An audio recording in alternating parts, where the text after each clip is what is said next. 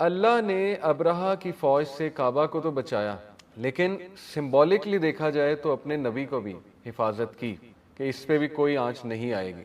تو ابرہہ کے بارے میں نے آپ کو بتایا تھا نا کہ جو جہنم کے پتھر تھے، ابابیل جو تھی وہ جہنم کے پتھر اٹھا کے لائے تھے اپنی چونچ میں، اور وہ پتھر ایسیڈک تھے، جب وہ گرے ان پہ تو ان کی باڈیز جو ہے ڈیزالو ہو گئی، اور ابرہہ کا تو بہت ہی برا انجام ہوا، بہت ہی برا، اس کو ڈیزالو ہوتے باقاعدہ لوگوں نے دیکھا، بہت بری طرح وہ ڈیزالو ہوا۔ تو اینی وے، عبد المطلب کی میں بات کر رہا تھا، ہی واز ویری بریو، اور عبد المطلب نے جس طرح سے ابرہہ کو فیس کیا، جس طرح وہاں جمے رہے، دعا کرتے رہے کہ اللہ پروٹیکٹ کر کعبہ کو، اس سے بھی ثابت ہوتا ہے کہ قریش اللہ کو مانتے تھے۔ ٹھیک ہے، یہ بات بڑی امپورٹنٹ ہے۔ قرآن مجید کہتا ہے کہ اگر تم ان سے پوچھو کائنات کس نے بنائی ہے تو یہ کہیں گے اللہ نے، خالق کون ہے، رازق کون ہے، یہ فوراً کہیں گے اللہ۔ تو اللہ کو وہ مانتے تھے، لیکن ان کا شرک تھا کہ اللہ کے ساتھ شریک انہوں نے دوسرے ٹھہرا دیے، اور یہی آج کا ماڈرن شرک بھی یہی ہے، ظاہر ہے کہ کسی ولی یا کسی پیر کو وہ ایٹریبیوٹس دے دینا جو اللہ سبحانہ و تعالیٰ کے ایٹریبیوٹس ہیں۔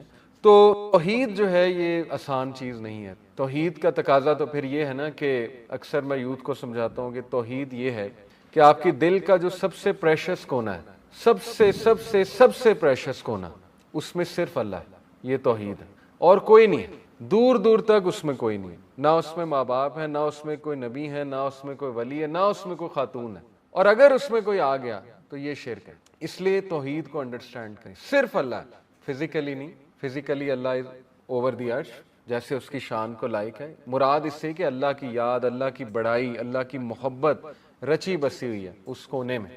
تو خیر، رسول اللہ صلی اللہ علیہ وسلم کے آباء و اجداد، they were the most noble, most brave, courageous، اور بہت زبردست لینیج ہے۔ Point to ponder for you guys is کہ اگر آپ چاہتے ہیں 100 سال بعد آپ کی لینیج بھی اچھی ہو، کل کو آپ کے بچے نیک ہوں، ٹھیک ہے نا، سوچنا چاہیے آپ کو، ابھی آپ بڑے ہو گئے، تو you have to become the one جو اس چیز کو سیٹ کرے گا، ٹھیک ہے، اسی سے موٹیویشن لیں۔ ایک اور سملیرٹی آپ لوگوں نے پتہ نہیں نوٹس کی کہ نہیں، لاسٹ کلاس میں نے بتایا تھا کہ چلیں یہ بتائیں کہ حضرت اسماعیل اور حضرت عبداللہ میں کیا سملیرٹی، یہ میں چاہتا تھا لاسٹ کلاس سے آپ پک کریں۔ عجیب بات ہے کہ حضرت اسماعیل کو بھی حضرت ابراہیم اللہ کی راہ میں ذبح کر رہے تھے، اور حضرت عبداللہ کے بارے میں بھی عبد المطلب نے یہی قسم کھائی تھی کہ میں اس کو اللہ کی راہ میں قربان کروں، یعنی جس سے لینیج شروع ہوئی وہ اسماعیل ہے، اور جو باپ ہیں وہ عبداللہ ہیں، تو دونوں کا ہی سیم بیک گراؤنڈ، یعنی اللہ تعالیٰ دونوں کو ہی اپنی راہ میں ایکسیپٹ کر رہے تھے، لیکن یہ کہ پھر دونوں کو سیو بھی کیا۔ ایک سے عید الاضحیٰ آئی، حضرت اسماعیل سے عید الاضحیٰ کا کانسیپٹ آیا، دوسرے سے بلڈ منی، 100 کیملز، قصاص۔ تو دیکھیں یہ اللہ کے پلانز ہیں، کچھ بھی کو انسیڈنس نہیں ہوتا۔ اللہ پہ ایسے ٹرسٹ کریں کہ میں کہتا ہوں کہ بس لوگ آپ پہ ٹرسٹ کی داد دیں۔ اللہ تعالیٰ کبھی مسٹیک نہیں کرتا۔ قرآن مجید میں اللہ کہتا ہے اللہ نیور ایڈز، نیور فارگیٹس۔ اللہ تعالیٰ جو ڈیسائیڈ کرتا ہے نا، اور اللہ ایک بار کچھ ڈیسائیڈ کر لے تو پھر کچھ نہیں ہو سکتا، پھر کوئی کچھ نہیں کر سکتا، ٹھیک ہے۔ تو اللہ کو جانے، اللہ کو پہچانے۔ تو اینی وے، شروع کرتے ہیں انشاءاللہ چائلڈہڈ کے حوالے سے، اور یہ کہ رسول اللہ صلی اللہ علیہ وسلم کی برتھ کے حوالے سے۔ ایک اور بات میں بتا دوں کہ سیرہ کی کلاس میں آنے کا مقصد پراپرلی آپ کا ڈیفائنڈ ہونا چاہیے، وائی یو آر ہیئر۔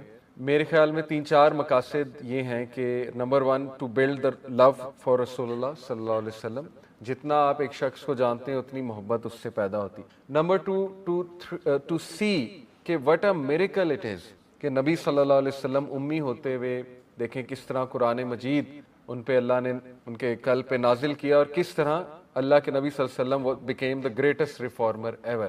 اور نمبر 3 یہ کہ آپ کو وہ واقعات پتہ ہوں کہ کل کو آپ اسلامی ہسٹری کو ڈیفینڈ کر سکیں، آپ نبی صلی اللہ علیہ وسلم کی شخصیت کو ڈیفینڈ کر سکیں، ٹھیک ہے۔ یہ 3-4 مقاصد۔ نمبر 4 یہ کہ ٹو سیک اسٹرینتھ، سیرہ ول گیو یو پرسپیکٹو، سیرہ ول گیو یو اسٹرینتھ، ٹھیک ہے۔ سیرہ سے اسٹرینتھ لیں کہ اللہ تعالیٰ سب سے زیادہ اپنے محبت جن سے کرتا ہے ان کو آزماتا ہے، یہ بات آپ یاد رکھیں، ٹھیک ہے۔ اور اللہ نے پتہ نہیں کس سے کیا کام لینا ہے۔ اور one of the greatest things to come from سیرہ از کہ دیکھیں کسی نے نہیں سوچا تھا کہ مکہ سے ایک ریفارمر اٹھ جائے گا۔ اس لیے میں اسٹوڈنٹس کو ہمیشہ یہ کہتا ہوں کہ یہ بہانے ہیں کہ میں فلانے اسکول کا نہیں پڑھا، میں فلانے انسٹیٹیوٹ کا نہیں پڑھا، اللہ تعالیٰ گاؤں سے ایک بندہ اٹھا دیتا ہے جو بہت بڑا ریفارمر بن جاتا ہے۔ آپ کو کیا پتا ہے، یہ کوئی بیک گراؤنڈ نہیں، فلانا آکسفورڈ کا پڑھا ہوا ہے، فلانا ادھر کا پڑھا ہوا ہے، یہ ہمارے دنیاوی بنائے ہوئے اصول ہیں۔ آپ دیکھیں رسول اللہ صلی اللہ علیہ وسلم سمپلیسٹ آف لائف سے آئے اور he became the ruler, he became the prince. تو اس لیے no matter from where you are, جب اللہ نے آپ سے کوئی کام لینا ہے تو پھر لینا ہے, اللہ آپ کو تیار کرے گا اس کام کے لیے, ٹھیک ہے. یہ چند ایک چیز. اینی وے, تو ایک پوائنٹ میں نے جیسے آپ کو بتایا کہ جاہلیہ عرب جو ہے وہ اللہ پر یقین رکھتے تھے, لیکن یہ کہ اللات اور الحبل یہ ان کے دو مین آئیڈلز تھے. حبل جو ہے یہ عمر بن لوہائی لے کر آیا تھا سیریا سے, اور جو اللات ہے اس کی سٹوری میں آج آپ کو تھوڑی سی سناتا ہوں. اللات جو ہے بیسیکلی یہ بارلے بنایا کرتا تھا. اور یہ کون ہے اللات؟ اللات واز دا ون ہو گرائنڈس, ٹھیک ہے. یہ سوپ بنایا کرتا تھا پلگرمز کے لیے. کس زمانے میں؟ حضرت نوح کے زمانے کے بعد.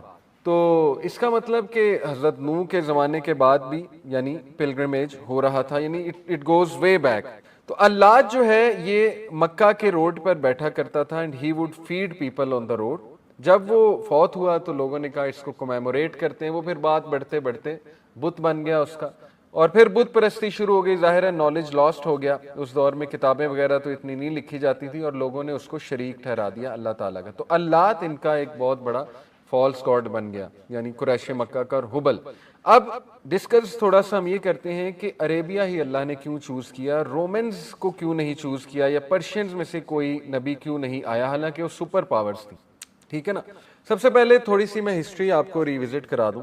اچھا ہے آپ کو ذرا ہسٹری بھی پتہ ہونی چاہیے رومنز اور پرشینز کی. دیکھیں عربیہ جو ہے یہ مڈ میں ہے, ٹھیک ہے. اور عربیہ کے لیفٹ پہ چلے جائیں, ویسٹ میں چلے جائیں تو کیا ہے, میپ تھوڑا سا یاد ہے آپ کو, سعودی عربیہ کے اوپر کیا ہے, نارتھ پہ. ورلڈ میپ دیکھا کریں, بہت دیکھا کریں. نارتھ اوپر عراق, تھوڑا سا ادھر چلے جائیں نارتھ ایسٹ کی طرف تو پرشیا ہے یعنی ایران, ٹھیک ہے.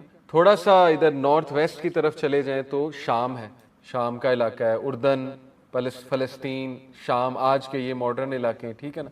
اسی طرح میڈیٹیرین سی بیچ میں آ جاتا ہے, پتہ آپ کو, میڈیٹیرین سی بیچ میں. میڈیٹیرین سی کے لیفٹ پہ کیا ہے, ٹرکی کا علاقہ, ٹرکی. اس سے نیچے آ جائیں تو افریقہ ہے. تو یہ جو بائزنٹائن امپائر تھا یہ اصل میں ٹرکی میں تھا. کانسٹینٹینوپول, سینٹ کانسٹنٹائن, یہ بہت بڑا بادشاہ تھا رومنز کا. اس نے یہاں پہ ایک سلطنت قائم کی تھی. بائزنٹائن امپائر یہ بن گیا حضرت عیسیٰ کے تقریباً 250 سال بعد, سینٹ کانسٹنٹائن نے, ٹھیک ہے. تو یہ دونوں آپس میں بہت دشمن تھے, بائزنٹائن اور سیسنڈ امپائر. سیسنڈ امپائر جو ہے یہ پرشین امپائر ہے. اس وقت دنیا کی دو سپر پاورز یہی تھی. چائنیز تھے لیکن وہ کوئی اتنی خاص سپر پاور نہیں تھی. چائنیز آرام سے اپنی زندگی بسر کر رہے تھے. باقی اور ہندوز بھی تھے لیکن وہ بھی کوئی خاص سپر پاور نہیں تھی. ان دو سے سارے ڈرتے تھے کہ رومن سے اور سیسنٹ سے پنگا نہ لو, لیکن ان کی آپس میں بہت وارز ہوتی تھی. انٹرسٹنگلی اب میں آپ کو بتاتا ہوں, میں نے جیسے کہا نا کوئی بھی چیز کو انسیڈنٹس نہیں ہوتی, اللہ تعالیٰ کا پرفیکٹ پلان ہوتا. سورہ روم نازل ہوتی ہے 615 سن عیسوی میں, تقریباً 614 سن عیسوی میں کہہ لیں. اور سورہ روم میں اللہ تعالیٰ ایک پریڈکشن دیتے ہیں مسلمانوں کو. اگر آپ نے سورہ روم پڑھی ہے چیپٹر نمبر 30, اس میں آپ کو سنا بھی دیتا ہوں. سورہ روم کی فرسٹ 3-4 ورسز سنا دیتا ہوں. اعوذ باللہ من الشیطان الرجیم. الف لام میم غلبت الروم, the Byzantines have been defeated. اس ٹائم they were defeated. کیسے؟ I'll tell you. فی ادنی الارض وهم من بعد غلبهم سیغلبون, in the nearest land but they after their defeat will overcome within 3 to 9 years. فی بضع سنین للہ الامر من قبل ومن بعد, within 3 to 9 years they will emerge victorious. To Allah belongs the command before and after, and that day the believers will rejoice. یہ صورت نازل ہوتی ہے 614 سن عیسوی, 615, 5 سال بعد رسول اللہ کے نبی بننے. اور انہی دنوں میں ہجرت حبشہ بھی ہو رہی ہے, ٹھیک ہے نا, ایبیسینیا میں مائگریشن بھی ہو رہی ہے. اور ان دنوں کیا چل رہا ہے بائزنٹائنز اور ان کے درمیان, میں تھوڑی سی آپ کو ہسٹری ریوزٹ کراتا ہوں. فوکس ایک ایمپرر تھا, PHOCUS, فوکس. اس کو مورس نے ریپلیس کیا, رومن ایمپرر بن گیا مورس یوسرپر. یہ بڑا عام تھا ان دنوں میں کہ پچھلے ایمپرر کو سازشیں کرا کے قتل کرایا اور خود ایمپرر بن گئے. مورس نے اس کی ساری فیملی کو مار دیا, کوئن کو بھی مار دیا, اس کے بچوں کو مار دیا, ان کی لاشیں لٹکائیں اور عبرت بنانے کے لیے. خسرو پرویز جو تھا اس دور میں وہ اصل میں وہاں کا کنگ تھا, اور وہ اپنے آپ کو خدا سمجھتا تھا, کیونکہ زورواسٹرینز کا جو ریلیجن ہے نا ان میں جو ان کا کنگ ہوتا ہے وہ خدا ہوتا ہے. رومنز کا بھی آلموسٹ یہ سیم ہی تھا. اینی تو خسرو پرویز کا وہ دوست تھا اصل میں فوکس. خسرو پرویز کو ایک مورل ایکسکیوز مل گیا ٹو اٹیک دی بائزنٹائنز. اس نے کہا کہ یہ جو مورس ہے اس کو تو ہم ماریں گے, لیکن اصل میں اس کی انٹینشن تھی کہ لینڈ کیپچر کرنا.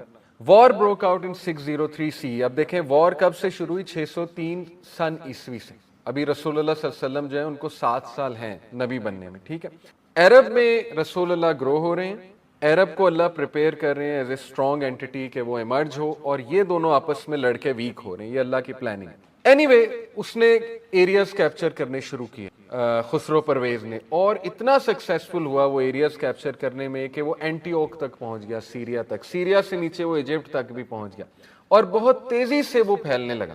یہاں پر وہ پینک ہوا جو مورس تھا, اور اس نے افریقن گورنر جو تھا اس کو لیٹر لکھا. افریقن گورنر کا بیٹا تھا ہرکولیس, نام سنا آپ نے؟ اسی ہرکولیس کی طرف ابو سفیان گئے تھے. ٹھیک ہے نا. ابو سفیان نے پھر کچھ سوالوں کے جواب دیے. ہرکولیس خیر بڑا واریر تھا, بڑا بہادر تھا. وہ کانسٹینٹینوپول گیا with a very strong flat, اور یہ 610 سن عیسوی کی بات ہے. خسرو خیر وار کو کنٹینیو کرتا گیا, اور عجیب بات یہ ہے کہ کرسچنز نے اور جوز نے خسرو کا ساتھ دیا, کیونکہ یہ جو چیلسیڈونین کرسچنز تھے ہرکولیس والے, یہ بہت صفاک قسم کے کرسچن, اور یہ قتل و غارت کرتے تھے ہر اس کرسچن کی جو ان سے ڈس ایگری کرتا تھا, سچ ایز نیسٹورینز اینڈ جیکوبینز. یہ دو فرقے تھے کرسچنز کے اس ٹائم پہ.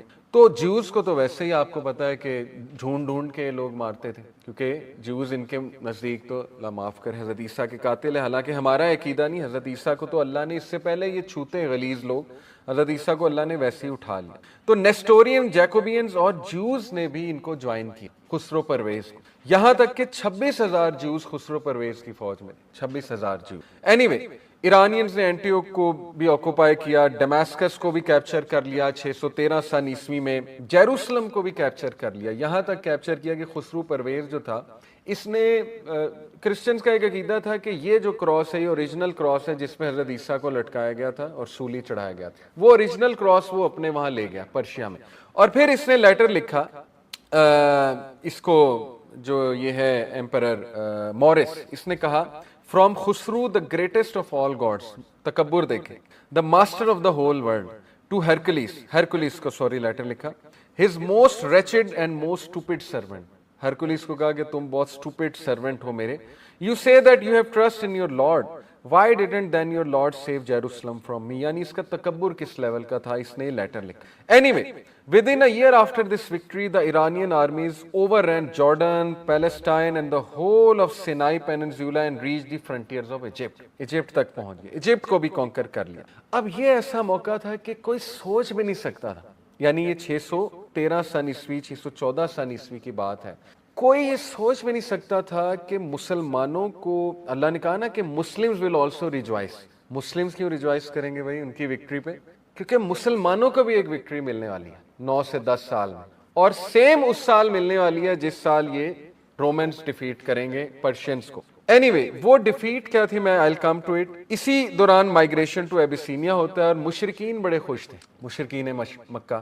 وہ اس لیے خوش تھے, وہ کہتے تھے کہ دیکھو مسلمانوں میں اور رومنز کرسچینٹی میں تھوڑا سا ہے سملیرٹی, یہ بھی حضرت مریم کو مانتے ہیں وہ بھی مانتے ہیں, یہ بھی حضرت عیسیٰ کو مانتے ہیں وہ بھی مانتے ہیں. تو جو کتابی لوگ ہیں جن پر کتابیں آ رہی وہ مار کھا رہے ہیں, اور جو آئیڈل ورشپرز ہیں, کیونکہ زورواسٹرنز بھی آ جا کے فائر ورشپر, وہ پھر پیگن ورشپ ہی ہے, وہ کہتے تھے وہ فتح پا رہے ہیں. تو ان کا یہ خیال تھا کہ ہم چھا جائیں گے, کیونکہ ایک طرف سے زورواسٹرنز چھا رہے ہیں رومنز پہ, تو ہم بھی چھا جائیں گے, ہم بھی غلبہ پا جائیں گے. دیٹ از وین اللہ سیڈ کہ نہیں, رومنز وکٹوریس ہوں گے اور مسلمانوں کو بھی کوئی وکٹری ملے گی 9 سے 10 سال کے دوران. اینی وے 624 سن عیسوی میں یو وانٹ بلیو کہ ہرکولیس تمام ان علاقوں کو دوبارہ ریکیپچر کر لیتا ہے. یعنی اٹ از انبلیویبل کہ ہرکولیس کے پاس اتنی فوج بھی نہیں ہے, اتنی آرمی بھی نہیں ہے, اور وہ اتنا تگڑا ہے خسرو پرویز, لیکن وہ سب پہ حاوی ہو جاتا ہے, اپنے سارے علاقے ریکیپچر کر لیتا ہے, جیروسلم ریکیپچر کر لیتا ہے, اور 624 سن عیسوی کو ہی مسلمانوں کو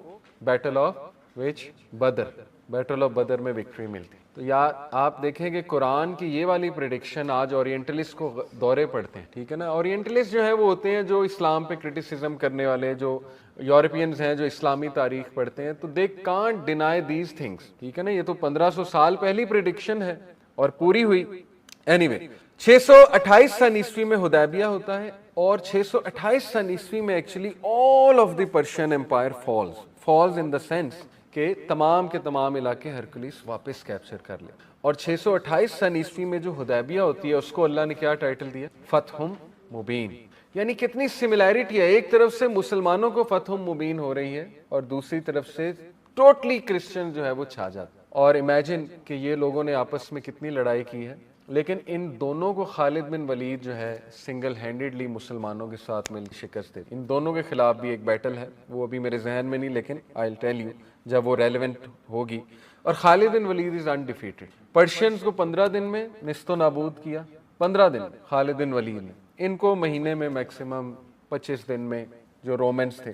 ہرکلیز جو ہے اس کی ٹانگیں کام گئی جب اس کو پتہ لگا کہ خالد بن ولید اور مسلمانوں کی فوج یہاں تک آ گئی. بلکہ میں آپ کو ایک انٹرسٹنگ بات بتاؤں کہ ابو سفیان کے کان میں ہرکلیس نے ایک بات کی تھی کہ جس سے ابو سفیان بھی جو ہے وہ ہل گئے تھے. سارے سوالات پوچھ کے ہرکلیس نے ابو سفیان کے کان میں کہا تھا کہ واللہ، اللہ کو تو مانتا، اس نے کہا کہ اللہ کی قسم تمہارا نبی یہاں آئے گا جدھر میں کھڑا ہوں، اور وہ اس کو فتح ہوگی اور یہ لینڈ ہمارے ہاتھ سے جائے گا، کیونکہ اس نے کہا کہ یہ سچا نبی ہے اور تمہارے لیے بہتر ہے عربز کے لیے کہ تم اس کو فالو کرو. اور اس کے بعد تاریخ کی کتابوں میں آتا ہے، پتہ نہیں کتنا اوتھینٹک ہے لیکن یہ کہ میں نے پڑھا ہے، تاریخ کی کتابوں میں آتا ہے کہ ہرکلیس نے ایک کمیٹی بلائی اور اس نے کہا کہ یہ نبی سچا ہے لیکن ماننا ہے کہ نہیں ماننا ہے. تو وہ کمیٹی اس کے خلاف ہو گئی. کرسچن ظاہر آپ کو پتہ ہے بہت زیادہ اس ٹائم پہ پریجوڈیس تھے، سوال ہی نہیں پیدا ہوتا. محمد صلی اللہ علیہ وسلم کو ماننے کا مطلب ہے کرسچینٹی کولیپس،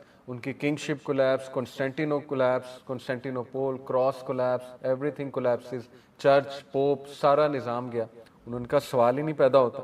تو یہ بھی یہاں تک آتا ہے کہ ہرکلیس اس لیول تک قائل ہو چکا تھا رسول اللہ کے نبی ہونے پہ کہ اس کا دل گواہی دیتا تھا. اب اس نے اسلام قبول کیا کہ نہیں کیا واللہ عالم، میرا تو خیال نہیں کیا، لیکن یہ کہ وہ مان چکا تھا دل سے کہ رسول اللہ صلی اللہ علیہ وسلم نبی ہیں. اسی طرح بہت سے جھوٹ. تو یہ ہے بیک گراؤنڈ، ٹھیک ہے، کہ رومنز اور جو ہے یہ سیسنیڈ امپائر، ان کی آپس میں لڑائی ہو رہی ہے. اب بیچ میں اللہ تعالیٰ نے عربیہ رکھا ہوا ہے. عربیہ کے اوپر چلے جائیں تو سیسنیڈ امپائر ہے، تھوڑا سا لیفٹ پہ آ جائیں تو بائزنٹائن امپائر ہے. اور دونوں کو اللہ تعالیٰ نے عرب سے ہی شکست دینی تھی. اور یہ اللہ تعالیٰ کی پاور شو کرتا ہے کہ اس امپائر، آپ کو پتا ہے کہ پرشینز ہنستے تھے اور رومنز ہنستے تھے عربز میں، کیونکہ عربز کی کوئی یونیفائڈ گورنمنٹ ہی نہیں تھی آج تک، عربز کا لیڈر ہی کوئی نہیں تھا آج تک یونیفائڈ. تو وہ کہتے تھے کہ یہ کل کے بچے ہمیں مارنے آئے ہیں. جب خالد بن ولید کی افواج وہاں گئی پرشیا میں تو وہ ہنس رہے تھے، کہہ رہے تھے کل کے بچے آ گئے ہم سے فائٹ کرنے. لیکن تاریخ اس بات کی گواہ ہے کہ کس طرح سے انہیں شکست ہوئی. اینیوے، تو پہلی تو حکمت یہ پتہ لگتی ہے دیکھیں اللہ کے پلان میں کہ عربیہ چونکہ بیچ میں ہے اور اس کے سائڈز پر یہ دو سپر پاورز بیٹھی ہیں، تو اللہ تعالیٰ نے عربیہ سے وکٹریز کروانی تھی. عربز کی اپنی کوئی یونیک سیویلائزیشن نہیں تھی، کوئی یونیک تہذیب نہیں تھی، ٹھیک ہے نا. ادروائز کیا ہوتا کہ لوگوں کے پاس ایک بہانہ آ جاتا آج کے اورینٹلسٹ کے پاس کہ یہ کیا بڑی بات ہے کہ عربز نے اتنی ترقی کر لی، عرب سینٹر آف سیویلائزیشن بن گئے. اگر عربز کا کوئی کنیکشن ہوتا رومن سے، پرشین سے، سمجھ رہے نا آپ اس پوائنٹ. یہ بالکل اسی طرح ہے کہ میں آپ کو کہوں کہ لاہور سے کوئی سائنٹسٹ کھڑے ہو گئے، آپ مان لیں گے. لیکن اگر میں کسی اور علاقے کا نام لوں گا، چھوٹے علاقے کا، آپ کے لیے مشکل ہوگا ہضم کرنا. تو Arabs went on to form such an awesome civilization. Baghdad, بیت الحکمہ، یہ آپ کو ہسٹری پتہ ہونی چاہیے، تھوڑی سی ریوزٹ بھی کرا دیتا ہوں. یاد رکھیں کہ حضرت علی رضی اللہ عنہ کے بعد امیدز came into power. امیدز کے 90 ایئر کی امیدز 661 سی ای سے لے کے 751 سی ای تک، 751 سن عیسوی تک امیدز پاور میں رہتے ہیں. امیدز کے جو پہلے خلیفہ ہیں وہ امیر معاویہ ہیں رضی اللہ تعالیٰ عنہ، اور ان کے جو آخری ہیں وہ مروان، وہ ہیں مروان 3 کہتے ہیں انہیں. ویسے امیر معاویہ کے بعد پھر وہ یزید آ گیا، پھر اس کے بعد مروان بن حکم آ گئے، پھر عبد الملک بن مروان آ گئے، پھر ولید بن عبد الملک آ گئے، ٹھیک ہے نا، پھر سلیمان آ گئے، پھر ایک زبردست کیلف آئے، 5th رائٹس کیلف جنہیں کہتے ہیں، کوئی بتائے گا نام؟ عمر بن عبد العزیز. عباسد صرف ان کی عزت کرتے تھے، عمر بن عبد العزیز کی بہت آپس میں دشمنی تھی. عباسد جو ہے نا یہ بنو عباس سے ہیں. تو اینیوے عباسد جو ہے یہ 751 سی میں آئے. امیدز نے اصل میں اسلامک امپائر کو ایکسپینڈ کیا، یہ بات یاد رکھیں. ولید بن عبد الملک جو 705 سے لے کے تقریباً 715 تک خلیفہ رہا، 10 سال تقریباً. ولید بن عبد الملک کے دور میں اسپین فتح ہوا، طارق بن زیاد 711 سن عیسوی میں اسپین کو فتح کر، اور 712 سن عیسوی میں محمد بن قاسم جو ہے وہ ملتان تک، سندھ تک پہنچ جاتے ہیں. ٹھیک ہے، یہ ہم نے پڑھا ہے تاریخ کی کتابوں میں. محمد بن قاسم جو ہے وہ نیفیو ہیں حجاج بن یوسف کے. حجاج واز اے ویری ویری سفاک آپ کہہ لیں کمانڈر تھا، جس نے بہت مظالم کیے، اس لیول کے مظالم کیے کہ عبداللہ بن زبیر کو بہت بے دردی کے ساتھ شہید. عبداللہ بن زبیر کون ہے؟ حضرت ابو بکر کے نواسے، حضرت اسماء بنت ابی بکر کے بیٹے.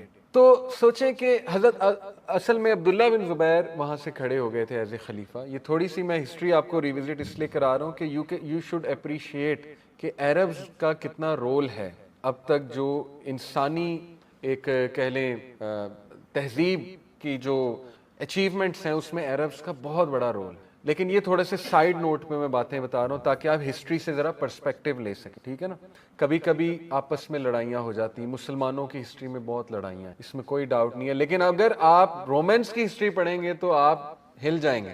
مسلمانوں کی تاریخ میں کچھ بلڈ شیڈ نہیں ہے کمپیئر ٹو رومنس. ہمیں وہ یہ کہتے ہیں نا کہ تو آپ کی تو خون خرابہ ہے ہسٹری میں، تو کبھی آپ ان کی ہسٹری کھول کر دیکھیں. آپ نے دیکھا یہ ٹی وی سیریز میں وہ دکھاتے ہیں، ٹھیک ہے نا، اپنی ہسٹری کے کتنا قتل و غارت ہوئی ہے، کتنا کچھ ہوا ہے. لیکن اینی وے بڑے دردناک واقعات ہوئے. حجاج بن یوسف نے بہت بے دردی سے عبداللہ بن زبیر کو شہید کیا تاکہ امیدز کی گورنمنٹ سٹرونگ ہو سکے. اینی وے پھر حجاج بہت بری طرح تاریخ میں آتا ہے، اس کو ڈیتھ ہوئی بہت ہی بری طرح. ظاہر ہے اللہ تعالیٰ کی ناراضگی تھی، لیکن یہ کہ حجاج کی اچیومنٹس بھی بہت ہیں. یہ جو آپ کو زیر زبر قرآن مجید پہ نظر آتا ہے حجاج کی اچیومنٹ ہے. حجاج نے یہ ایک کام کیا، اللہ نے اس سے بھی کام لینا تھا، اللہ نے اس سے کام لیا. لیکن سلیمان جب پاور میں آیا تو سلیمان کی حجاج سے بہت لگتی تھی. سلیمان ولید بن عبد الملک کے بعد پاور میں، سلیمان نے ولید کے سارے جو کمانڈرز تھے ان کو مروا دیا بے دردی سے. حجاج کو مروایا بہت بری طرح، پھر اس کے بعد محمد بن قاسم کو مروایا یا اتنا برا ٹریٹ کیا، اتنا برا ٹریٹ کیا کہ وہ بیچارے غم سے ہی مر گئے. طارق بن زیاد جیسے جنرل کو سلیمان نے بہت بے دردی کے ساتھ وہاں سے لا کے، یعنی تاریخ کی کتابوں میں آتا ہے کہ طارق بن زیاد جو ہے وہ بھیک مانگتے نظر آتے تھے وہاں کی گلیوں میں، بغداد کی غالباً گلیوں میں، اور بغداد نہیں میرا خیال جو ان کا سینٹر تھا اس وقت، میرے ذہن سے ابھی نکل گیا. بہرحال یعنی اس لیول کی آپ کو مسلمان تاریخ میں چیزیں نظر آئیں گی. But anyway having set all these things aside, Arabs نے دنیا کو کیا دیا یہ آپ سوچیں، اور اس سے آپ پرسپیکٹیو لیں کہ یہ ساری کی ساری پاور قرآن کی جو عربز نے دنیا کو دیا. کیونکہ مورخین لکھنے والے یہ کہتے ہیں کہ تاریخ میں ایسی مثال نہیں ملتی کہ 80 سال کے اندر، 80 ایئرز کے اندر ایک قوم پوری دنیا، آلموسٹ پوری دنیا پہ غلبہ پا جاتا. ایجپٹ بھی، موروکو بھی، everything under the Muslim rule. ولید بن عبد الملک کے دور میں 80 سال ہوئے. 711 سن عیسوی رسول اللہ کے ڈیتھ کے، یعنی 80 سال بعد کا واقعہ. دوسرا یہ کہ جس لیول پہ انہوں نے سائنس میں ترقی کی، وہ ابھی میں آپ کو تھوڑا گنانا شروع کرتا ہوں. تو بہرحال امیدز نے پولیٹیکلی سٹرونگ کیا اسلامک امپائر کو، یہ ان کو کریڈٹ جاتا ہے. بہت زیادہ انہوں نے کانکویسٹ کیے. سٹرونگ ایڈمنسٹریٹر عبد الملک بن مروان ایک نام ہے. مسلم کرنسی انٹروڈیوس کرنے والا عبد الملک بن مروان ہے. اس سے پہلے رومن کرنسی یوز ہوتی تھی، پتہ آپ کو، ایون مسلم کنٹریز میں. رومنز سے نجات لی اس نے، مسلم کنٹری دینار انٹروڈیوس کیا اس نے، عبد الملک بن مروان نے. عبد الملک بن مروان نے ڈوم آف دا راک بنوایا مسجد اقصیٰ کا. عبد الملک بن مروان نے سڑکیں پکی کرائیں حج تک جو آتی ہیں. عبد الملک بن مروان نے کعبہ کو ایکسپینڈ کیا. مسجد اقصیٰ کو اس نے ایڈون کیا، سجایا. بہت سی بلڈنگز اس نے بنائی. بہت بڑا آرکیٹیکٹ تھا عبد الملک بن مروان. اور اس کے بعد ولید جو ہے اس نے کانکویسٹ جاری کی، فار لینڈز تک کانکویسٹ جاری کی. اینی وے اس کے بعد 700 تقریباً 55 سے لے کے 751 میں امیدز کا ڈاؤن فال آ جاتا ہے. لیکن یہ کہ عباسدز آ جاتے ہیں تقریباً 755 میں. They came into power. Abbasids میں بہت سے خلفاء گزرے ہیں. ٹو نیم سم، مامون الرشید کا نام سنا، ہارون الرشید، مامون الرشید، منصور، ٹھیک ہے نا، یہ فیمس نام آپ نے سنے گے. متوکل باللہ، ٹھیک ہے نا. اسی طرح آپ نے فاطمدز کا نام سنا ہوگا جو ایجپٹس میں آگے تھے. ہیشاشنز کا نام سنا آپ نے؟ اسیسنز کریڈ پتہ آپ کو؟ اسیسنز کریڈ گیم جو ہے وہ کہاں سے ہسٹری اٹھائی ہے انہوں نے؟ ہیشاشین سے اٹھائی ہے نا. ہیشاشین جو ہے یہ فاطمدز کے اسیسنز تھے. صلاح الدین ایوبی کو مارنے کے لیے انہوں نے جو ہے وہ گرو کیے تھے. اینی وے وہ آگے کی بات ہے. بٹ عباسڈ جو ہیں انہوں نے سائنس میں اور تہذیب سویلائزیشن بنانے میں بہت زیادہ گرو کیا مسلم امپائر. ہارون الرشید کو بہت کریڈٹ جاتا ہے. ہارون الرشید کے پیرالل عبد الرحمن III تھا اسپین میں, وہ امید تھا. امیدز کی ہسٹری اتنی زیادہ انٹرسٹنگ ہے, تھوڑا سا آف ٹاپک ہم چلے گئے سیرہ سے ہٹ کے, لیکن یہ ضروری ہے آپ کے لیے, ٹھیک ہے, آپ کو یہ والی ہسٹری بھی پتہ ہونی چاہیے. عبد الرحمن الداخل کی تاریخ یہ ہے کہ وہ نکل کے بھاگ گئے تھے, آلدو ان کی پوری فیملی کو عباسڈز نے قتل کر دیا. واحد یہ عبد الرحمن بچے تھے جو کہ ولید کے خاندان سے تھے, ولید کے شاید پوتے تھے یا نواسے, ولید بن عبد الملک. عبد الرحمن اپنے چھوٹے بھائی کے ساتھ بھاگ گئے, 751 سن عیسوی کی بات ہے, بھاگ کے موروکو چلے گئے. چھوٹے بھائی کو بیچ میں قتل کر دیا تھا, لیکن یہ کہ وہ بھاگ کے نکل گئے. عبد الرحمن نے سنگل ہینڈڈلی 18 سال کی عمر میں اسپین میں جا کے مسلمانوں کو وہاں دوبارہ سے تقویت دی اور دوبارہ سے وہ امپائر قائم کیا, کیونکہ 711 سن عیسوی کے بعد اسپین کا ڈاؤن فال شروع ہو رہا تھا. اسپین پہ فرینچ حملہ کر رہے تھے, انہوں نے جا کے فرینچ فورسز کو بھی ڈیفیٹ کیا اور مسلمانوں کی جو آپس کی لڑائی تھی وہ بھی ختم کرائی. اسی لیے ان کو عبد الرحمن الداخل کہتے ہیں, کیونکہ یہ جس طرح سے انٹر ہوئے اسپین میں اور انہوں نے اسپین کو جا کے سنبھالا دیا. خیر, ان کی اولاد عبد الرحمن II اور پھر ان کی اولاد عبد الرحمن III. تو ہارون الرشید کے ٹائم پہ عبد الرحمن III جو تھے وہ وہاں اسپین میں امیدز کے کنگ تھے. تھوڑا سا نا تقسیم ہو گئی سلطنت, اسپین میں امید ڈائنیسٹی قائم تھی اور باقی ساری مسلم کنٹریز میں عباسڈز تھے. لیکن عبد الرحمن کی کوشش یہ تھی کہ ہمیشہ یونائٹڈ ہی نظر آئیں, کبھی بھی انہوں نے اسپین کو الگ اینٹی نہیں شو کیا, بلکہ ہمیشہ یہ کہا کہ نہیں ہم بھی عباسڈز کے اندر. تو عبد الرحمن III جو ہے اس کے دور میں اسپین جول آف دا ورلڈ کہلایا. ایک فرینچ نن تھی, اس نے وزٹ کیا اسپین کو اس دور میں, اور اس نے آ کر کتاب لکھی جس میں اس نے اسپین کو کہا کہ میں نے جول آف دا ورلڈ دیکھ لی. اس دور میں جب گورے, انگلینڈ کی بات کر رہا ہوں, انگلینڈ میں گٹر ابلے ہوئے ہوتے تھے, یعنی کہ نالے بہ رہے ہیں, سڑکیں نہیں بنی ہوئی, کچے فرش ہیں, کیچڑ ہے, نہ کوئی وہاں پہ ترقی ہوئی ہے اور نہ انہیں دانت برش کرنے آتے تھے, یعنی کوئی صفائی کا خیال نہیں, کوئی طہارت نہیں, کچھ نہیں. ان کی ڈارک ایجز تھی. اس دور میں اسپین میں پبلک باتھ ہوا کر, حمام ہوا کر, مسلمان صاف ستھرے رہتے تھے. اس دور میں پوری اسپین کی گلیاں پکی سڑکوں کی تھی اور لینٹرن اور لائٹس جو ہے وہ چلائی ہوتی تھی, یعنی دیے چلائے ہوتے تھے. اور اسی لیے اس عورت نے, جب فرینچ نن نے دیکھا, اس نے کہا یہ تو جول آف دا ورلڈ ہے.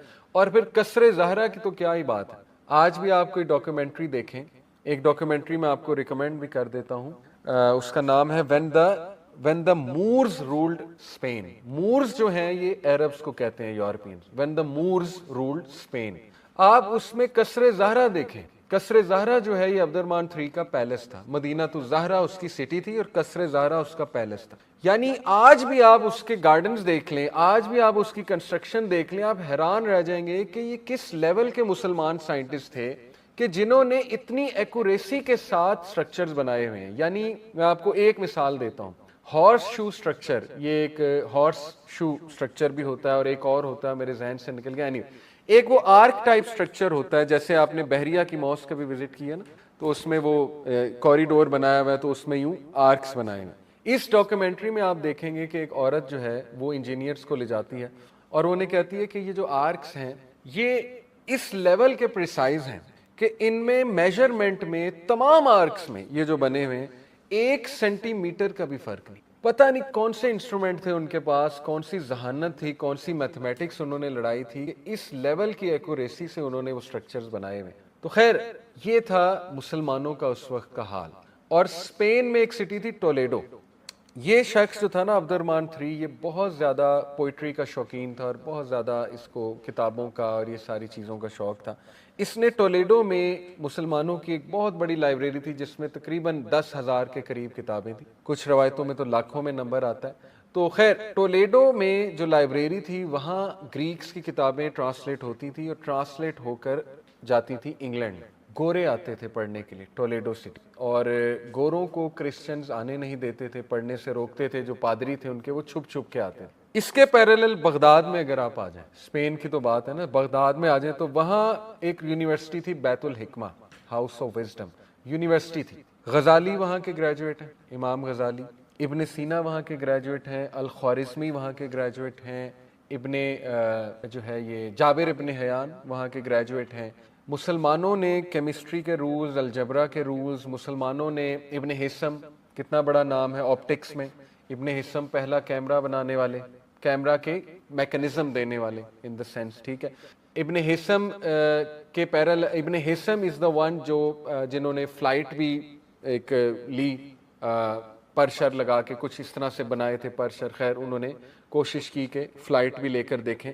یعنی آپ سوچیں کہ یہ سب کیسے ہو رہا تھا اتنی جلدی.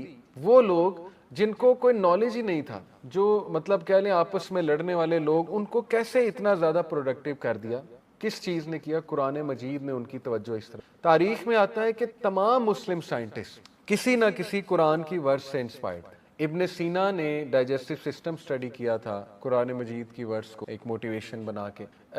جو ابن بطوطہ تھا، نام سنا آپ نے؟ ابن بطوطہ دا گریٹ ٹریولر، اس نے کمپس بنائی تھی اور بیسکلی کمپس بنائی تھی قبلہ کی ڈائریکشن فائنڈ کر. وہ لکھتے ہیں کہ مسلمانوں کی جو سائنس کی تھی نا ساری جستجو، اور جو ویسٹ کی سائنس کی جستجو ہے، اس میں بہت بنیادی فرق ہے اور یہ مسلمان کو سمجھنا چاہیے. ویسٹرن سائنس جو ہے اس کی بنیاد ہے نیگیشن آف گاڈ، یہ بات یاد رکھیں، نیگیشن آف اسپرچویلٹی اس کی بنیاد ہی ہے، اس کی موٹیویشن ہی ہے. مسلمانوں کی جو سائنس کی موٹیویشن تھی وہ تھی ان سرچ آف گاڈ، اللہ تعالیٰ کی تخلیق کے بارے میں جاننا. کتنا فرق ہے. اسی لیے جو ان کی سائنس ہے اس میں سول سفر کر رہی ہے. آپ کی سوچ ہے، ابھی تو وہ ہیبت ناک چیزیں آئی نہیں سامنے، ابھی تو دنیا رونے والی ہے نیکسٹ 10 ایئر میں. جو ان کا پلان ہے، انفرٹیلٹی کس لیول پہ بڑھنے والی ہے. یو کے میں تو مرد انفرٹائل ہو چکی 30 to 40%. ہیومینٹی روئے گی یہ نتائج دیکھ کے جو یہ کر رہے ہیں، بایو کیمیکل وارز اور یہ جو وائرسز چھوڑ رہے ہیں، اللہ معاف کرے کیا کیا کر رہے ہیں، تباہ کن چیزیں جو ہے وہ اللہ معاف کرے فتنہ دجال سے پہلے. ڈاکٹر اسرار بہت اس پہ وارن کیا کرتے تھے. اللہ سے ہم آسانی مانگتے ہیں، لیکن یہ کہ ہیومینٹی کو رلا رہے ہیں یہ لوگ. وارز کیا ہے ان کی سائنس؟ آ جا کے ویپنز بنا دیے، اٹامک بوم بنا دیا، وارز، پاور پالیٹکس، ٹھیک ہے نا. ساری سائنس اور ٹیکنالوجی، ڈرونز اور یہ نئے نئے ویپنز آ رہے ہیں، نئی نئی آرٹیفیشل اے آئی آ رہی ہے کہ دنیا کو کنٹرول کیا جائے، ڈیٹا لیا جائے دنیا کا. تو دیکھ لیں ان کی سائنس آ جا کے یہ ہے. مسلمانوں کی science was actually in the benefit of humanity, truly for the benefit of humanity, کہ ہیومن بینگز بینیفٹ ہو. اس لیے یہ بھی بڑا دکھ ہوتا ہے کہ سائنس اب ان کے ہاتھ میں چلی گئی ہے، حالانکہ یہ میراث تو مسلمانوں کی تھی. تو مسلم یوتھ کو اس طرف بھی توجہ دینی چاہیے کہ ہمیں اس طرف بھی آگے آنا ہے، اس میں بھی ہمیں قدم بڑھانا ہے. لیکن اس کے پیچھے موٹیویشن وہی ہونی چاہیے جو ان سائنٹسٹ کی تھی، ابن سینا ٹائپ لوگوں کی، کہ basically they were inspired by the Quran and they wanted to study the creation of Almighty Allah. یہ ہے اصل میں بہت بنیادی فرق. تو لیکن یہ بتانے کا مقصد یہ ہے کہ دیکھیں عربز نے ساری بکس ٹرانسلیٹ کی گریکس انٹو ادر لینگویجز، اور ان سے وہ بکس ٹرانسلیٹڈ لی گوروں نے. اس لیے they owe a lot to Muslim. They cannot turn down Muslim. They cannot say کہ یہ لوگ تو ان پڑھ ہیں، جاہل ہیں اور یہ ہیں اور وہ ہیں. لیکن ظاہر ہے کہ آج مسلمانوں کا ڈاؤن فال ہے. تو یہ بات یاد رکھیں کہ ویسٹرن پروپیگنڈا یہ ہے آپ لوگوں کے لیے کہ وہ آپ لوگوں کو یہ ہمیشہ یاد کراتے ہیں یا یہ باور کراتے ہیں کہ تاریخ شروع امریکہ سے ہو رہی. تو نیور کم ان دس پروپیگنڈا. تاریخ امریکہ سے نہیں شروع ہو رہی، تاریخ تو وہاں سے شروع ہو رہی ہے، رسول اللہ صلی اللہ علیہ وسلم، اور وہاں سے مسلمانوں کا جو ہے وہ اپلفٹمنٹ شروع ہو رہی ہے. بعد میں ڈاؤن فال آیا، یہ ایک الگ بات ہے. تو یہ ہے خلاصہ. ایک سائیڈ پہ میں نے آپ کو ہسٹری بتائی کہ دیکھیں عربز کے تھرو اللہ نے کیا کام لیا، اور اگر نبی رومنس کی طرف یا پرشین کی طرف آتا اور وہ تگڑی سیویلائزیشن بن جاتے تو آج اورینٹلسٹ کے پاس ایک بہانہ ہوتا یہ کہنے کا کہ یہ کیا کمال ہے، یہ تو گریکس کی جو ہے پچھلی چیزیں لے کر آپ لوگ گروم کر گئے. لیکن ایسا نہیں ہے. انہوں نے بہت سی چیزیں عربز نے نئی ایجاد کی، بہت سے لوگوں کو موٹیویٹ کیا اور باقاعدہ ان کی چیزوں کو آگے لے کر گئے، اور بہت کم عرصے میں لے کر گئے. اصل پوائنٹ یہ بہت کم عرصے میں لے کر گئے. ٹھیک ہے. تو یہ بھی اللہ تعالیٰ کی طرف سے ایک حکمت تھی کہ عربز کی طرف نبی آئے گا اور عربز ایک تہذیب قائم کریں گے اور عربز ایک سیویلائزیشن بنیں گے. ٹھیک ہے. یہ ہے بہت، یہ اتنا امپورٹنٹ پوائنٹ میں نے آپ کو بتایا ہے کہ آپ کسی بھی دہریے سے، ایتھیسٹ سے یا کسی ایسے بندے سے جو ویسٹ سے بہت انسپائرڈ ہے، آپ اسے ایک تاریخ ری وزٹ کرا سکتے ہیں اور آپ اسے یہ باور کرا سکتے ہیں کہ دیکھو یہ بھی قرآن کی پاور ہے. The impact Quran had on the history. تو یہ بھی ایک بہت اسٹرانگ پوائنٹ ہے ڈیبیٹ کے لیے. ٹھیک ہے. تو عربز نے ایک بہت یونیک سیویلائزیشن بنائی. میں بلکہ آپ کو وہ کوٹ بھی بتا دیتا ہوں ول ڈیورنٹ کا. ول ڈیورنٹ نے تہذیب کی جو تعریف کی ہے سویلائزیشن کی, ول ڈیورنٹ نے تعریف ایسے کی کہ civilization is a social order promoting cultural creation. 4 elements constituted. اس نے کہا کہ انسانی جو تہذیب ہے اس کے 4 ایلیمنٹس ہیں. جب تک وہ 4 ایلیمنٹس پورے نہ ہو اس چیز کو ہم سویلائزیشن نہیں کہہ سکتے. بائی دا وے سویلائزیشن اور کلچر میں فرق آپ کو پتا ہونا چاہیے. کیا فرق ہے؟ کلچر ان پڑھ لوگوں کا بھی ہو سکتا ہے. کلچر ایک آئی لینڈ پہ لوگ ننگے رہ رہے ہیں ان کا بھی ہو سکتا ہے, ٹھیک ہے نا, کوئی انہیں تمیز نہیں ہے, کچھ بھی نہیں ہے, لیکن یہ کہ ان کا ایک کلچر ہے, ان کا ایک مذہب ہے, ان کی کچھ روایات ہیں, وہ کلچر. سویلائزیشن تھوڑا سا سیکوینشل کلچر ہوتا ہے, تھوڑا سا آپ کہہ لیں کہ ایک تمیز دارانہ کلچر. سویلائزیشن میں آپ کو بلڈنگز نظر آتی ہیں, آپ کو لینگویج نظر آتی ہے اس جگہ کی, آپ کو وہ سویلائزیشن دوسروں پہ حاوی ہوتی نظر آتی ہے. یعنی سویلائزیشن میں تھوڑا آپ کہہ لیں کہ ترقی کا ایلیمنٹ آ جاتا ہے. تو سویلائزیشن کے 4 ایلیمنٹس ول ڈیورنٹ کہتا ہے کہ ہیں. Number 1 political organization. Political organization کو وہ ایسے ڈیفائن کرتا ہے, اس سے مراد یہ ہے کہ آپ کی رعایا اور آپ سیم پیج میں. دس مینس کہ you are politically organized. Number 2 economic provision. Economic provision سے مراد ہے کہ آپ لوگوں کو رول نہیں رہے, یعنی رچ اور پور میں گیپ اتنا نہیں ہے.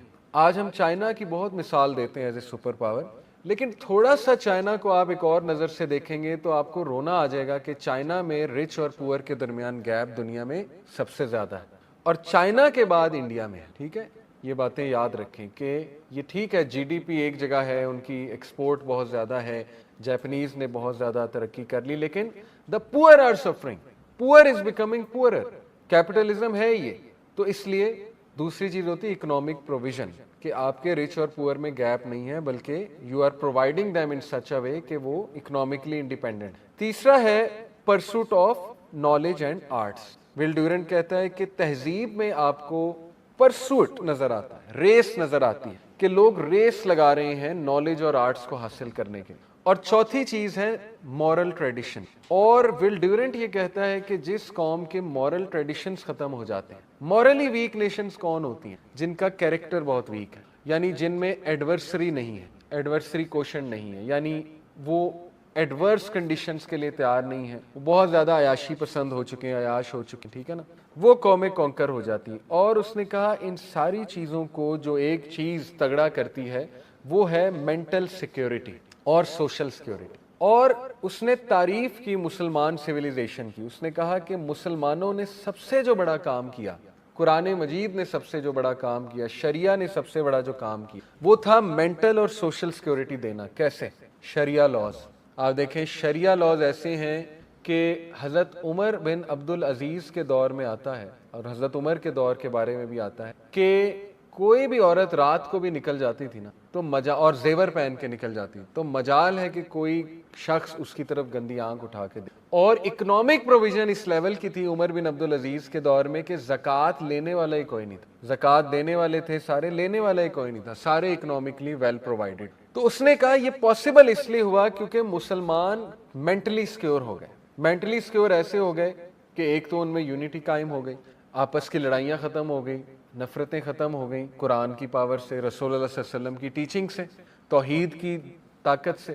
دوسرا یہ کہ شریعہ لاء کی وجہ سے ہر بندہ سیکیور تھا مینٹلی, اور ہر بندہ سوشلی بھی سیکیور تھا. شریعہ لاء اتنا تگڑا ہے چور کے ہاتھ کاٹ دیے جائیں گے. آج بھی آپ دیکھ لیں دنیا میں سب سے سیکیور کنٹریز کون سی ہیں؟ U A E, 0 crime rate U A E کا.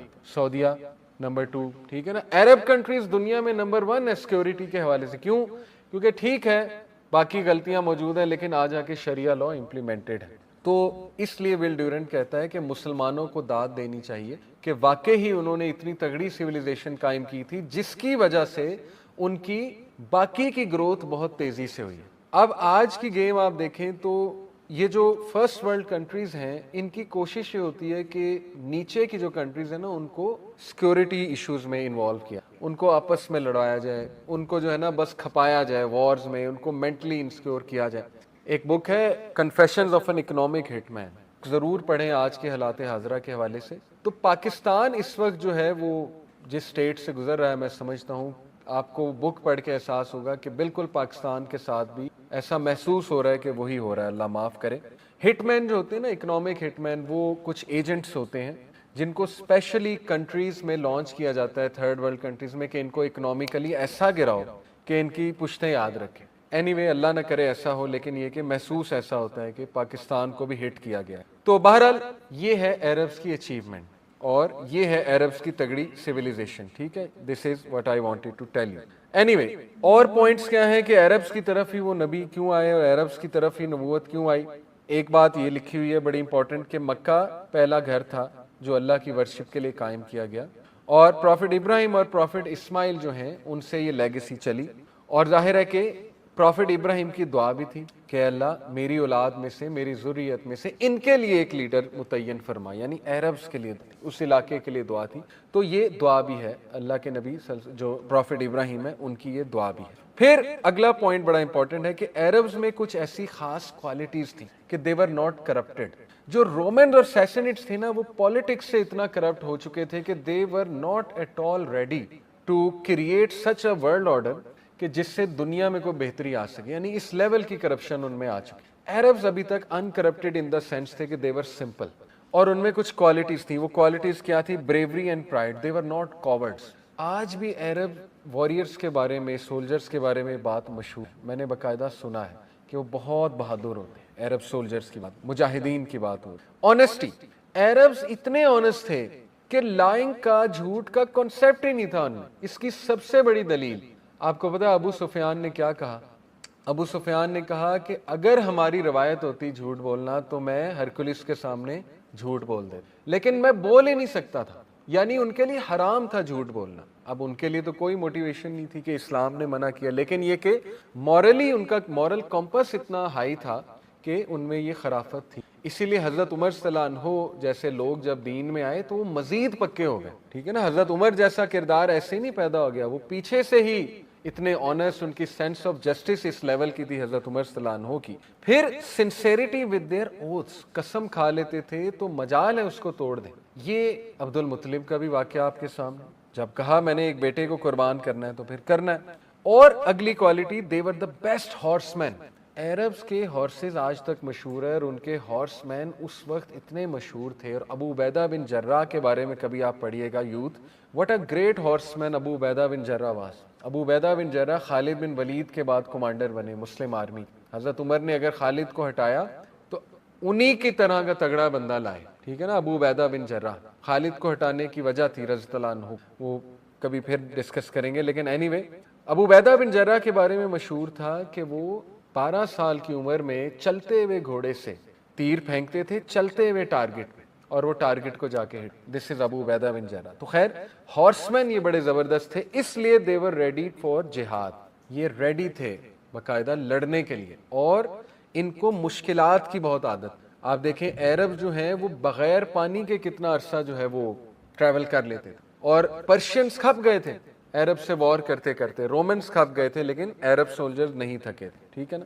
اور پھر ایک یہاں پر جی یہ سارے پوائنٹس ہیں کہ عربز کی طرف کیوں اللہ کے نبی صلی اللہ علیہ وسلم کو بھیجا گیا, تاکہ اللہ تعالیٰ دنیا کو ایک مثال دے سکے کہ دیکھو عربز ایک سویلائزیشن بن گئی, تو تم لوگ جو بھی قرآن کو اڈاپٹ کرے گا, جو بھی قرآن کو اپنی لائف میں امپلیمنٹ کرے گا, وہ اس کے ساتھ یہی ہوگا جو عربز کے, یعنی اس سے یہی والی عزت ملے. اب تھوڑی سی بات کر لیتے ہیں حضرت عبداللہ, حضرت آمنہ کی اور برتھ کی رسول اللہ صلی اللہ علیہ وسلم کی. حضرت عبداللہ 18 سال کے تھے جب ان کی شادی ہوئی, اور شادی کے ایک ویک بعد ہی وہ سیریا گئے ٹریول کرنے, اور راستے میں ان کی ڈیتھ ہو گئی. تو حضرت Amna became a widow at a very young age. 18-19 سال میں حضرت آمنہ جو ہے ویڈو بن گئی. یہ ان کے لیے بہت بڑا غم تھا. رسول اللہ صلی اللہ علیہ وسلم کی پیدائش کی تاریخ کے بارے میں اختلاف پایا جاتا ہے. 12 ربیع الاول سب سے فیمس اس لیے ہے کیونکہ 12 ربیع الاول جو ہے یہ ابن اسحاق کا اوپینین ہے, اور ابن اسحاق جو ہے is one of the greatest سیرہ رائٹرز. ابن اسحاق نے جو 12 ربیع الاول کا اوپینین لیا وہ کسی سند سے ثابت نہیں ہے, لیکن چونکہ ابن اسحاق سے ساری ہسٹری آگے, ابن ہشام ان کے اسٹوڈنٹ ہیں, تو پھر وہی چیز کیری فارورڈ ہوتی آئی 12 ربیع الاول کی. حالانکہ اسٹرانگسٹ اوپینین جو ہے وہ 8 کا ہے, 8 کا ہے, 2 کا بھی ہے, 2 ربیع الاول کا, 8 ربیع الاول کا بھی ہے. ٹھیک ہے نا, یہ کچھ اسٹرانگ اوپینینز ہمیں ملتے ہیں, بہت فیمس اوپینینز ہیں. لیکن یہ کہ یہ والا اوپینین اس لیے چھا گیا کیونکہ میں نے آپ کو بتایا ابن اسحاق کا اوپینین ہے. تو 12 از اے ویک اوپینین، یہ بات آپ یاد رکھیں. لیکن یہ کہ اگر یہ بات پتہ لگے لوگوں کو پھر غصے ہو جاتے ہیں، کیونکہ لوگ یہ بات تسلیم کرنے کے لیے تیار نہیں ہے کہ جو ایک چیز کئی سالوں سے چلی آ رہی ہے وہ غلط کیسے ہو سکتی ہے. اصل میں مولد کا بھی جو کنسیپٹ ہے، رسول اللہ صلی اللہ علیہ وسلم کی برتھ ڈے منانے کا کنسیپٹ، وہ بھی فاطمیدز نے شروع کیا تھا. 30 سے 40 فیسٹیولز وہ بنایا کرتے تھے، اور وہاں سے پھر یہ چیز ایک اکنامک بن گئی. اس سے ٹریڈنگ ہوتی تھی بہت زیادہ، اس سے بہت زیادہ ظاہر ہے لوگوں کو کمانے کا ذریعہ ملتا تھا. تو جسٹ لائک حج کو جیسے کمانے کا ذریعہ بنا لیا تھا مشرکین نے، اس طرح پھر 12 ربیع الاول کو مولد جسے کہتے ہیں، برتھ ڈے آف رسول اللہ صلی اللہ علیہ وسلم، وہ بھی مسلم معاشرے میں پھر ایک کمائی کا ذریعہ بن گئی اور اس کو سیلیبریٹ کیا گیا.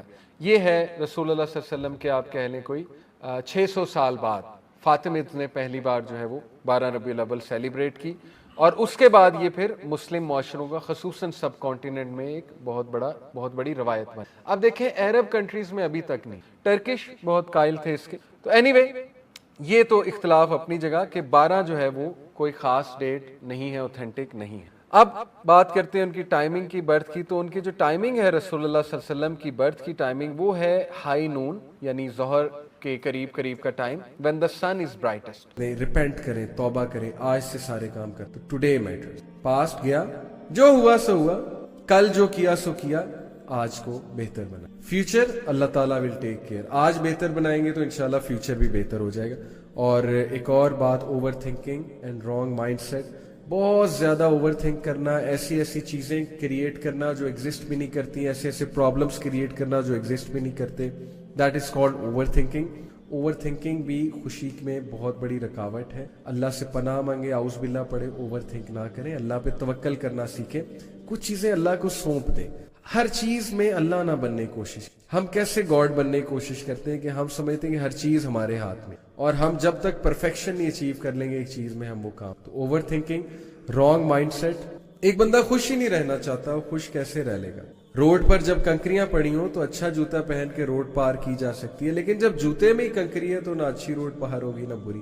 جب مائنڈ سیٹ ہی غلط ہے، خوش رہنا ہی نہیں چاہتے، مائنڈ سیٹ ہی نیگیٹو ہے، پیسمسٹ ہے، تو پھر کیسے خوش؟ Wrong mindset. اور پھر کوگنیٹو ڈسوننس. کوگنیٹو ڈسوننس سے یہاں پہ کیا مراد ہے کہ وہ کرنا جو آپ کی ویلیوز کے خلاف ہے، اور وہ نہ کرنا جو آپ کی ویلیوز ہیں. تو پھر مائنڈ میں ایک جنگ ہوتی ہے، تذبذب ہوتا ہے، میں کیا کر رہا ہوں، کس کو فالو کر رہا ہوں، کن سے دوستیاں لگا لی ہیں، میں ایسا نہیں ہوں، میں فیک ہو گیا ہوں، میں اپنی ریئل سیلف سامنے نہیں لا رہا، وغیرہ وغیرہ.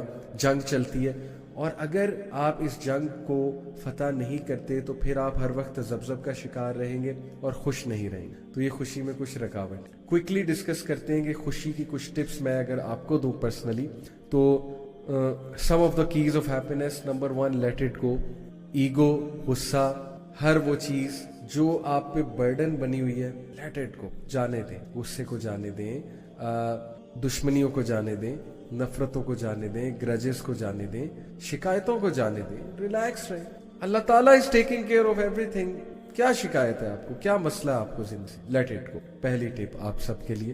اچھا، ایک کوٹ بڑا زبردست میں آپ کو سنا دوں. کبھی بھی کسی انسان کی طرف سے اپنی ناقدری پر نہ کڑنا. لوگ آپ کی ناقدری کریں گے، مت کڑنا، کیونکہ قدر و قیمت کا تعین ہمیشہ وقت کرتا ہے. درجات اوپر متعین ہے، اللہ نے درجات متعین کرے. دوسروں کے ڈس ریسپیکٹ پہ کڑنا مت کر. اللہ نوز ہو یو آر، اور اللہ تعالیٰ آپ کو رسپیکٹ دے کر رہے گا. زبردست جو ہے یہ ایک ایڈوائس ہے. اگر انسانی رویوں میں الجھے رہو گے تو زندگی بھر الجھ کے رہ جاؤ گے. بس عیب اور غیب کے جاننے والے کے ساتھ اپنے معاملات سلجھائے رکھو، ساری الجھنے اور مسائل دور ہو جائیں گے. ونڈرفل. اللہ تعالیٰ کے ساتھ معاملات سلجھا لو، سارے معاملات سلجھ جائیں گے. انسانی رویوں پہ ریئیکٹ کرنے لگو گے تو پھر الجھ کے رہ جاؤ گے، ہر وقت ڈپریس رہو. Wonderful advice, great advice. Moving on. Another advice to all of you, if you want to be happy, is to change the way you look at things. اپنا ویژن چینج کریں، اپنا فریم ورک چینج کریں، positive mind set کے ساتھ چیزوں کو دیکھیں. ہر وقت اپنے نیگیٹو مائنڈ سیٹ کے ساتھ ان گوگلز کے ساتھ دنیا کو مت دیکھیں، آپ ڈپریس ہو جائیں گے. قرآن کے لینس سے دنیا کو، صحابہ کے لینس سے دنیا کو دیکھیں. دنیا کی اوقات ہی کیا ہے؟ اللہ کے نبی صلی اللہ علیہ وسلم نے فرمایا اگر دنیا کی اوقات اللہ کے نزدیک مچھر کے پر سے بھی زیادہ ہوتی تو اللہ کبھی بھی ڈس بلیورز کو، جو اللہ کو ریجیکٹ کرتے ہیں، جو اللہ کو گاڈ نہیں مانتے ہیں، جو اللہ کی وحدانیت کو ایکسیپٹ نہیں کرتے، اللہ کبھی بھی انہیں رزق نہ دے. تو दुनिया की औकात ही क्या, दुनिया के मसले मसाइल पे इतना ज्यादा डाउन होने की जरूरत ही क्या। अपने लेंस को, अपने विजन को तब्दील करें। कैसे? Bye gaining knowledge of Islam.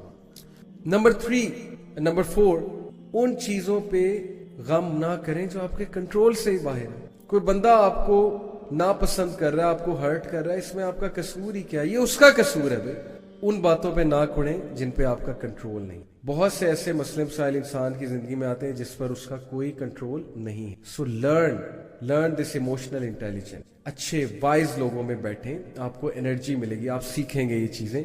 और बहुत सी एडवाइसेस हैं, बट मैं बस लास्ट 2 एडवाइसेस आपको दूंगा कि नेचर में बहुत ज्यादा बैठें, जाके नेचर से एनर्जी गेन करें, बाग में जाया करें, वॉक किया करें, ग्रास पे वॉक किया करें, मून को देखा करें रात को, और पहाड़ों की तरफ जाएं, नेचर की तरफ जाएं, you will feel really happy. Organic lifestyle की तरफ आएं। And last and most important, the greatest की to happiness according to me is the जिक्र ऑफ अल्लाह, बिकॉज अल्लाह बिज़िक्रिल्लाह तत्मइन्नुल कुल्ब। यही है हमारा क्रक्स सारा हैप्पीनेस का, कि बेशक इत्मीनान और सकीना अगर मिलेगी तो अल्लाह के जिक्र से। लेक्चर को कंक्लूड करते हैं एक वाक्य के साथ। ये भी एक वाक्य है, फर्जी है, सच्चा है, आई डोंट नो, लेकिन बड़ा कुछ लर्न कर सकते हैं हम इस वाक्य से। 3 लोग थे, 75 मंजिला एक होटल में, एक बिल्डिंग में उन्होंने कमरा लिया। 75वीं मंजिल पे उन्हें कमरा मिला। रूल ये था जी कि 10 बजे के बाद अगर आप लेट हुए तो लिफ्ट बंद हो जाएगी, सीढ़ियों से जाना पड़े। एक दिन तीनों दोस्त लेट हो गए और अब मजबूरन सीढ़ियों से जाना पड़ना था, लिफ्ट बंद हो चुकी थी। तो तीनों ने प्लान बनाया कि यार बहुत तवील सफर है, 75 मंजिलें जो है सीढ़ियों से चढ़नी है हमने, तो चलो ऐसा करते हैं, डिवाइड करते हैं कि पहली 25 मंजिलें, एक ने कहा कि मैं तुम्हें हंसी मजाक और जोक्स और लतीफे सुनाऊंगा, टाइम गुजर जाएगा। दूसरे ने कहा कि अगली 25 मंजिलें मैं तुम लोगों को प्रोफेशनल टिप्स दूंगा, कुछ बातें बताऊंगा जो जिंदगी में तुम्हें बहुत हेल्प आउट करेंगी। तीसरे ने कहा कि अगली 25 मंजिलें मैं तुम लोगों को शायरी सुनाऊंगा, गमजदा शायरी, जिंदगी के रिग्रेट, जरा ये भी एक मजा ही है ना, तो इंशाल्लाह नेक्स्ट 25 मंजिलें भी गुजर जाएंगी। पहले की बारी आई, उसने हंसी मजाक किया। दूसरे की बारी आई, उसने जो है वो बड़ी प्रोफेशनल टिप्स दी, बड़ी सीरियस होके लाइफ हैक्स बताए कि तुम सक्सेसफुल कैसे हो सकते हो लाइफ में। तीसरे ने गमजदा शायरी बताई, गमजदा कर दिया उनको, बड़ा इमोशनल कर दिया। और जब कमरे के सामने पहुंचे तो तीसरे ने कहा कि तुम्हें पता है कि मेरी जिंदगी का सबसे बड़ा गम क्या है? दोनों ने कहा क्या? ही सेड कि मैं चाबी नीचे भूल गया। तो दोनों जो है वो बड़े गुस्से हुए।